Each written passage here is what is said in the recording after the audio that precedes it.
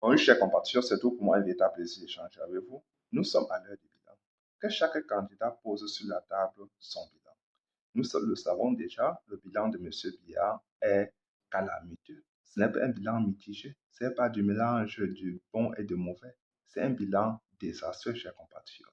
Et Maurice Kamto, depuis 12 ans, a sémé. Aujourd'hui, il va récolter. En octobre prochain, il va récolter ce qu'il a sémé. Maurice Kamto, depuis qu'il est entré dans l'arène politique, n'a cessé d'adresser les problèmes des Camerounais. Il n'a ménagé aucun effort quand il a fallu qu'il défende les intérêts des Camerounais. Aujourd'hui, vous allez l'écouter parler des problèmes des enseignants. Il a fait plusieurs sorties à cet égard pour adresser les problèmes des enseignants, même quand ceux-ci faisaient grève, même quand ceux-ci dénonçaient leur précarité. Maurice Kamto a été là pour les soutenir. Il a été celui qu'on dit souvent, il a été le porte-voix des sans-voix. Maurice Kamto a été toujours là. Il a porté leur doléance au plus haut.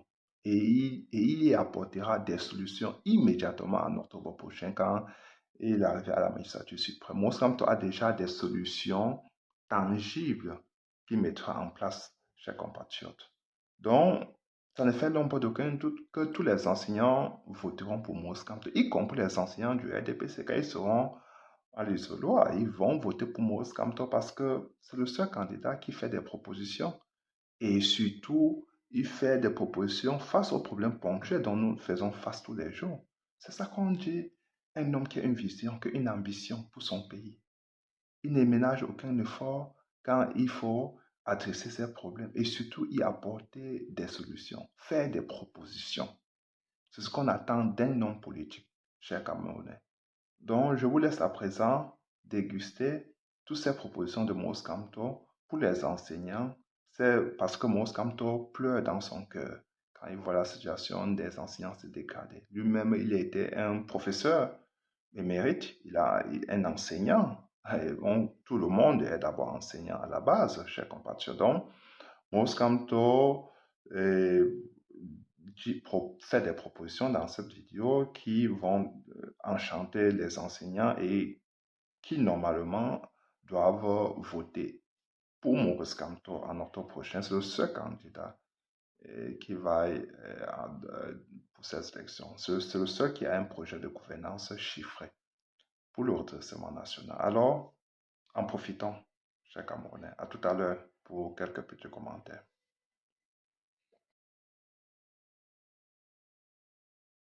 Je vais commencer par le premier point.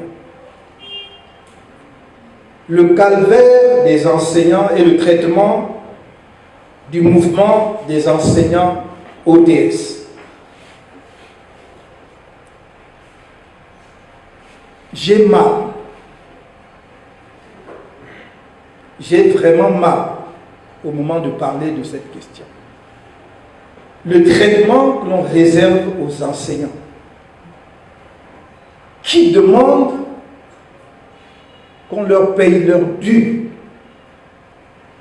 L'État ne conteste pas qu'il doit effectivement désarriérer à ces enseignants. Hormis même le fait que leur traitement est insuffisant, que les conditions dans lesquelles ils exercent pour former le futur du Cameroun, c'est-à-dire la jeunesse, ceux qui vont prendre le relais, dans 20 ans, dans 30 ans, dans 15 ans, que ces conditions ne soient pas acceptables. Mais que même le peu qui leur est dû, suivant les textes arrêtés et pris par l'État lui-même, que cela ne leur soit pas versé. Qu'est-ce qu'il y a de plus légitime qu'une telle revendication?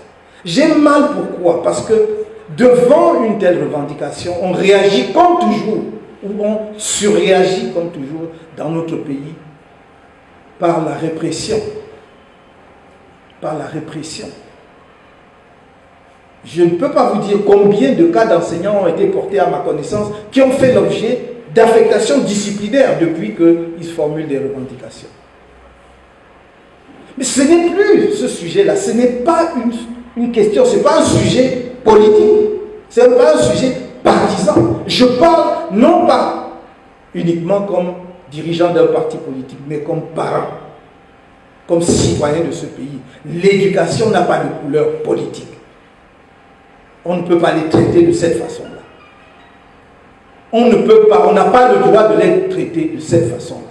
Je voudrais rappeler aux uns et aux autres que dans un pays, il y a 3 corps en particulier qui méritent une attention spéciale en permanence. Le premier grand corps, ce sont les forces de défense et de sécurité. Parce que si vous n'êtes pas en sécurité, vous ne pouvez rien espérer, ni à titre individuel, ni à titre collectif en tant que pays. Le deuxième corps, c'est la santé. Parce que si vous n'êtes pas en santé, vous ne pouvez rien faire. Et le troisième corps, c'est l'éducation. Ce sont les 3. Non pas que les autres corps sociaux soient moins importants, mais ce sont ceux-là qui constituent le socle sur lequel tout pays, toute nation repose. Nous ne pouvons donc pas aborder cette question-là avec la lorgnette ou les prismes politiciens. C'est une question qui interpelle la nation et je voudrais exhorter les pouvoirs publics à aborder cette question de cette façon-là, dans cet esprit-là. Depuis que ça a repris cette année, vous avez constaté que le MRC ne s'est pas exprimé là-dessus. Nous avons au moins 2 bonnes raisons.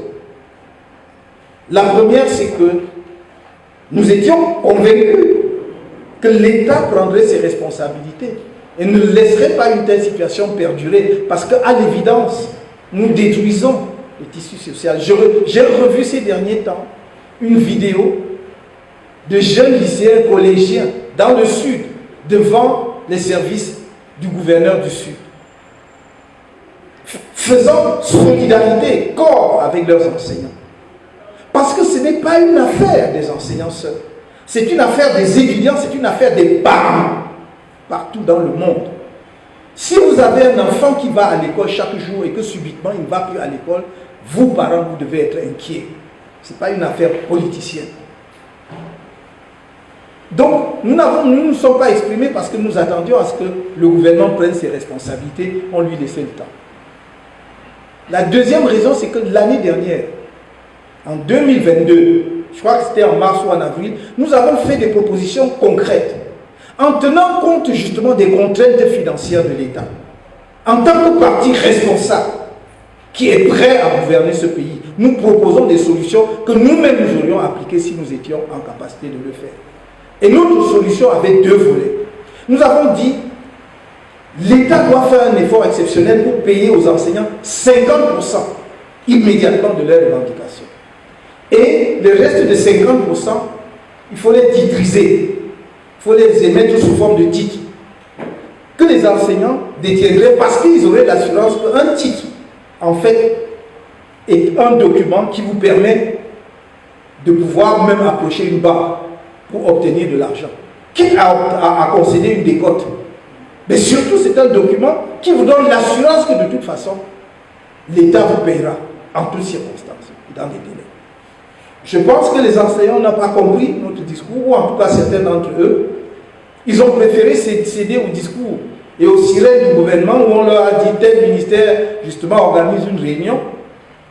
Au cours de cette réunion, en mars 2022, le gouvernement a promis qu'au mois d'août 2023, tous les problèmes soulevés par les enseignants seraient liquidés. Nous sommes en octobre et ça n'a pas été fait.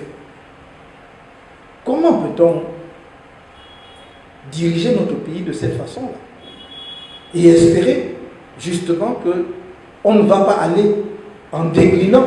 Parce que si nous acceptons que nos enfants ne suivent pas un cursus normal, qu'ils aient une année scolaire bâclée, qu'ils aient des connaissances insuffisantes ou incomplètes parce que leurs enseignants ne sont pas en capacité de transmettre les connaissances, de les encadrer efficacement.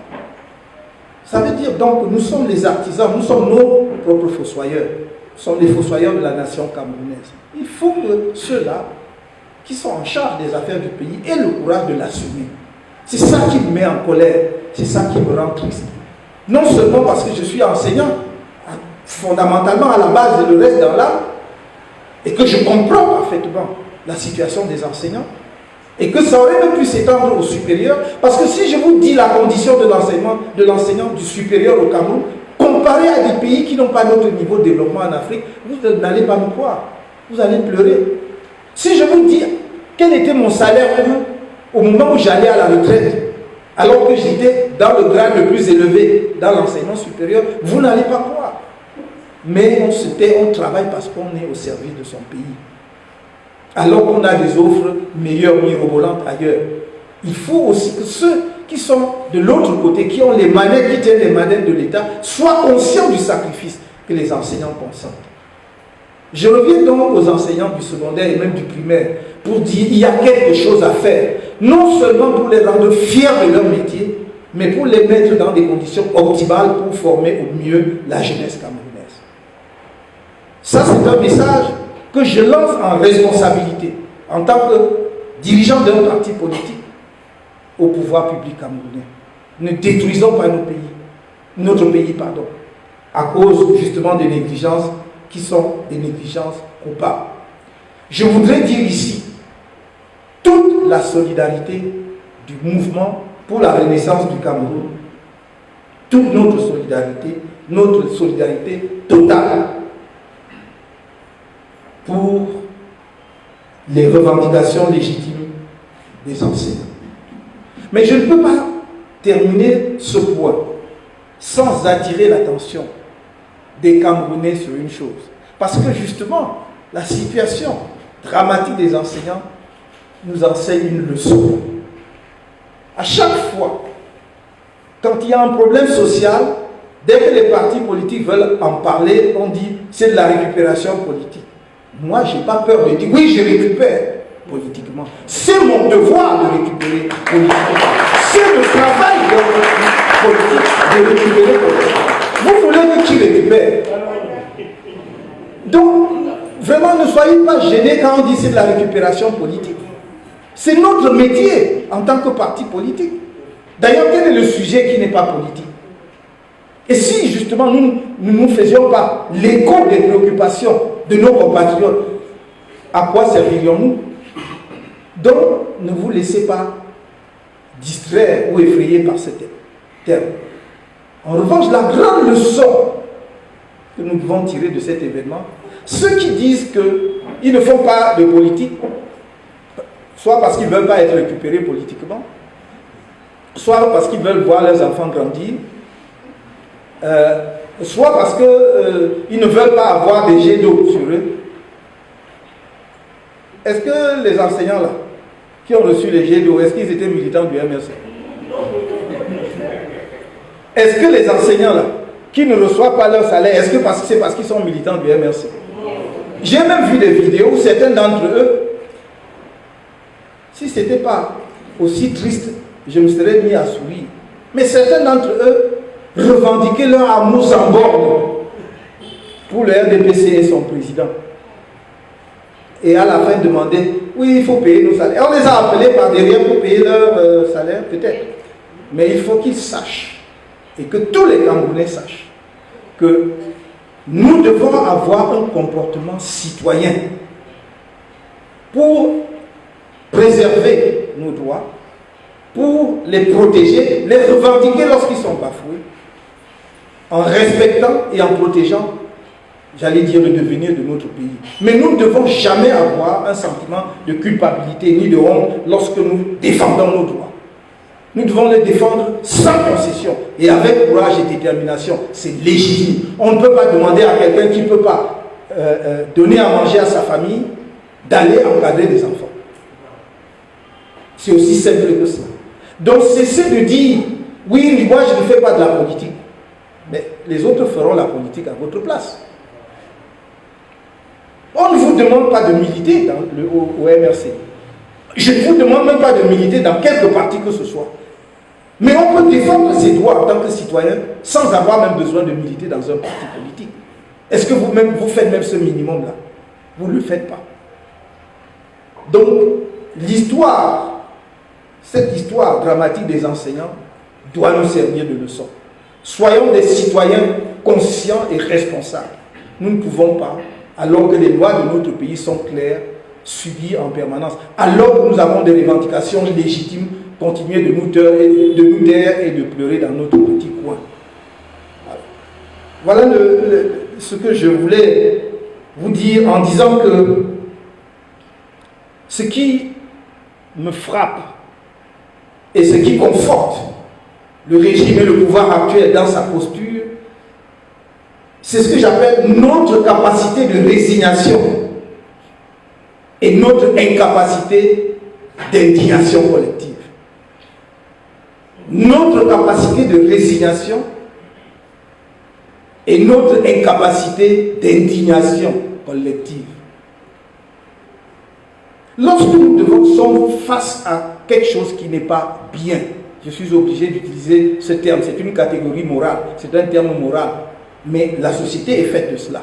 S'il n'y a pas, j'allais dire, des normes morales, la société est perdue. Donc, lorsque nous sommes face à quelque chose qui est bien, nous devons nous accorder pour dire que cette chose est bien. Lorsque nous sommes devant quelque chose qui est mal, qui est mauvaise, nous devons être tous d'accord pour dire que cette chose est mauvaise.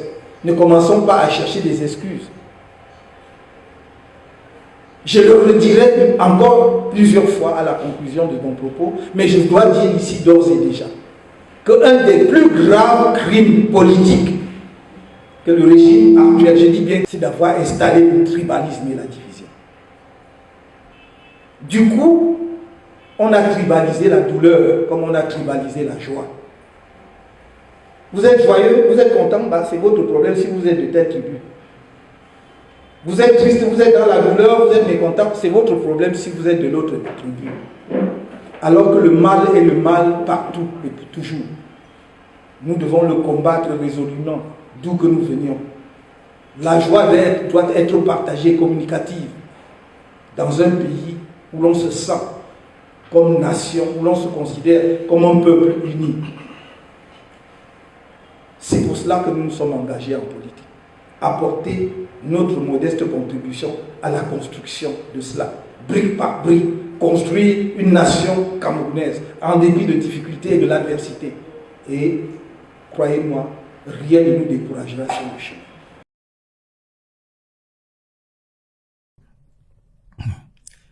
Mes chers compatriotes, depuis le 21 février dernier, les enseignants camerounais ont engagé une grève légitime pour revendiquer leurs droits élémentaires en tant que travailleurs, fonctionnaires et agents du service public. Cette situation qui dure depuis presque un mois est, vis-à-vis des enseignants, humainement insoutenable et profondément injuste sur le plan juridique ainsi que de la citoyenneté républicaine.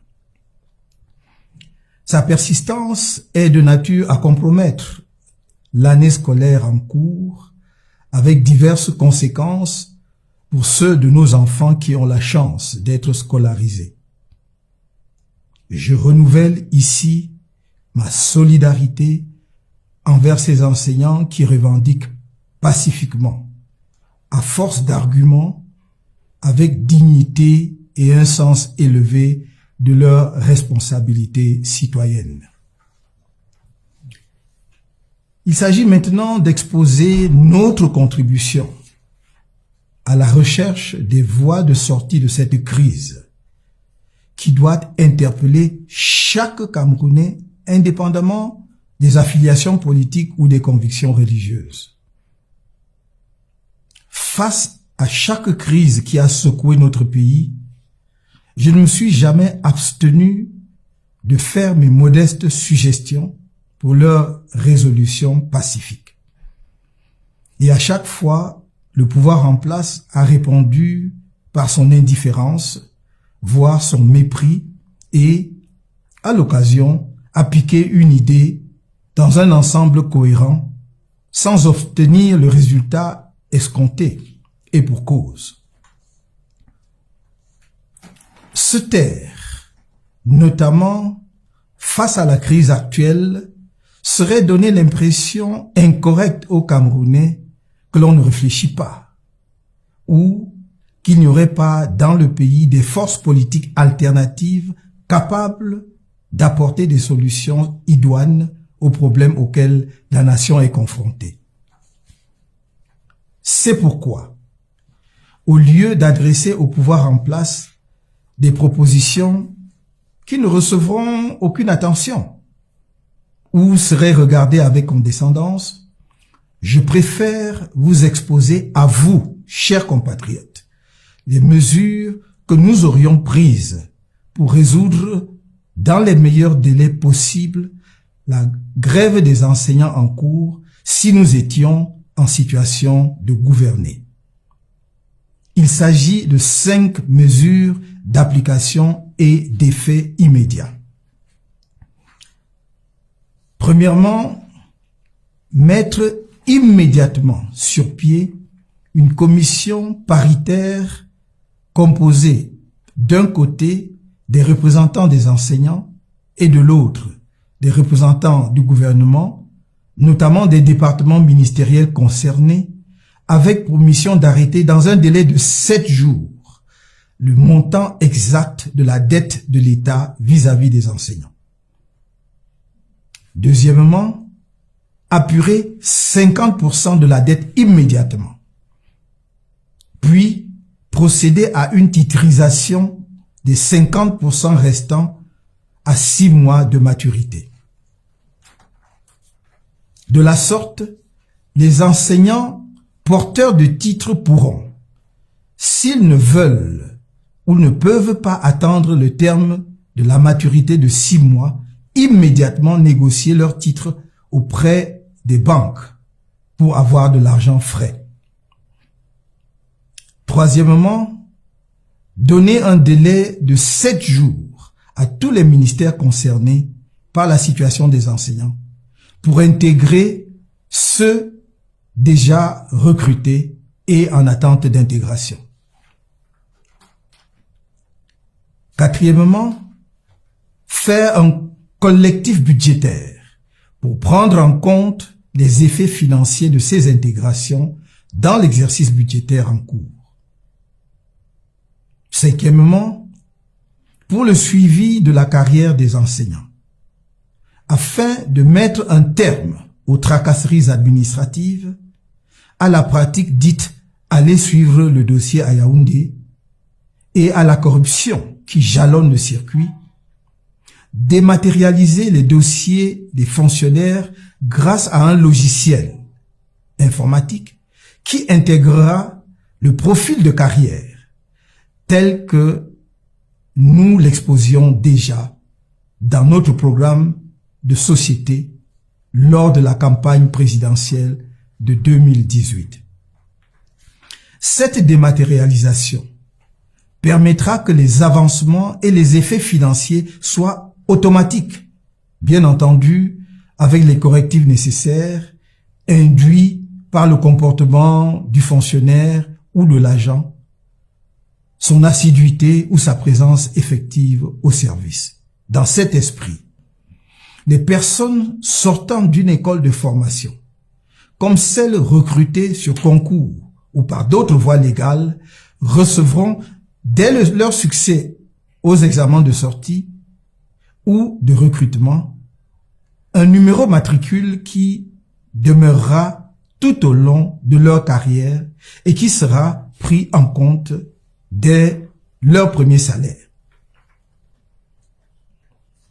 De la sorte, l'État aura à tout moment une vue précise du nombre de personnel nouveau et pourra faire des prévisions de ses dépenses en conséquence.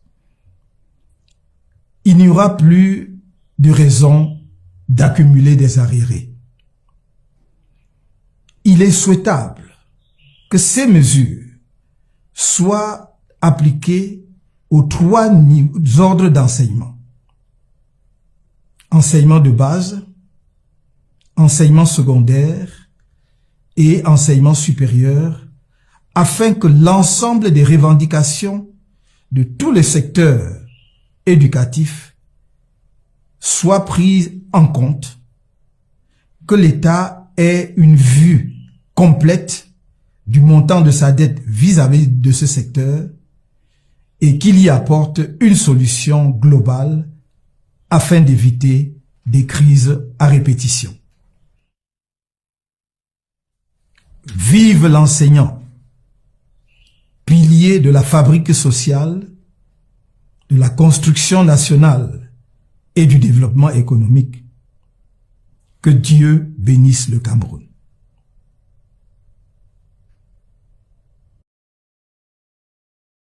Frères et sœurs, vous avez écouté Maurice Kamto. Je pense que c'est clair. Il y a des problèmes immédiats où il faut trouver des solutions. Et Maurice Kamto, à cet égard, a des solutions déjà sur la table. Il faut régler la dette des enseignants. Maurice Kamto a dit comment cela se fera. Et il a dit qu'il faut sortir les enseignants de la précarité. Il faut embaucher des enseignants. Aujourd'hui, quand vous regardez à partir de septentrion de notre pays, vous comprenez que nous en avons besoin de tous ces enseignants. Oui, nous avons besoin de tous ces enseignants-là. Nous avons besoin d'eux. Dans la partie septentrion de notre pays, Maurice Kamto veut lancer un chantier massif de ce côté-là pour construire des écoles, des universités. Et c'est comme ça qu'il va embaucher tous ces enseignants-là pour qu'ils puissent élever le niveau dans cette partie de notre territoire qui a été oubliée. Et dans le nord et le sud-ouest, les parties qui sont en guerre aujourd'hui, dès que ce problème-là sera terminé, parce que Monsanto mettra un terme à cette guerre fratricide qui prévaut toujours de ce côté-là, notamment à travers un dialogue national inclusif. Dès que tout cela sera établi, chers compatriotes, Maurice Kamto va construire des écoles, des universités aussi de ce côté-là. Et cela pour embaucher des Camerounais qui sont plongés dans une précarité abjecte aujourd'hui, pour embaucher tous ces enseignants. Parce que c'est tout ce qu'ils demandent. Pour ceux qu'il faudrait recycler, il faudrait les recycler. Parce que les enseignants aussi, parfois, ils sont en perte de repères. Certains qui n'ont pas, qui n'ont pas fait le aggiornamento, il faudra faire. Il faudra qu'ils se mettent à jour à travers des petites formations comme Maurice Kamto a prévu à cet égard, chers compatriotes. C'est comme ça qu'on construit une nation. Et il ne faut pas oublier que Maurice Kamto veut faire les réformes structurelles profondes, notamment notre système éducatif doit être réformé de fond en comble. Dans l'une des vidéos, je vais vous en parler de cela et où nous allons en quelque sorte découvrir ce que Maurice Kamto a prévu pour notre système éducatif, ce qu'il veut faire des nouvelles générations, de nos enfants et de nos petits-enfants. Chers compatriotes, partagez ma séance cette vidéo et surtout abonnez-vous. Ciao.